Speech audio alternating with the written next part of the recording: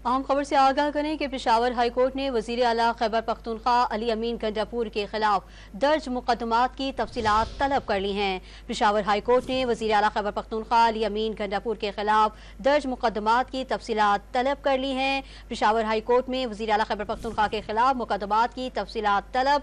अब भी मसाइल हैं, पंजाब में मुकदमात का हमें पता ही नहीं, वकील का मौक़िफ़, हमें तफसीलात दें फिर हम अदालतों से रजू करेंगे। मज़ीद तफसीलात भी जानेंगे डॉन न्यूज़ के नुमाइंदे अब्दुल हकीम मोहम्मद से। अब्दुल हकीम, क्या तफसीलात हैं, आगाह कीजिएगा। ये बिल्कुल आज पेशावर हाई कोर्ट में वज़ीर आला खैबर पख्तूनख्वा अली अमीन गंडापुर के हवाले से केस की समाअत हुई है और केस में एक नया दरख्वास्त दायर किया जा चुका है जिसमें जितने भी मुकदमात दर्ज हैं वज़ीर आला खैबर पख्तूनख्वा पर और उसकी तफसीलात फराहम की जाए।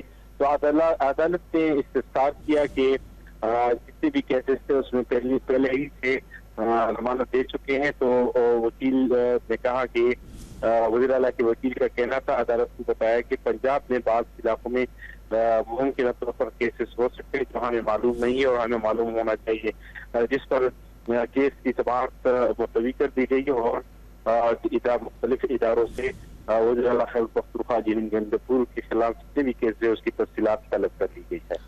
अब्दुल हकीम मेहमद हमें तफसीलात से आगाह कर रहे थे, आपका शुक्रिया।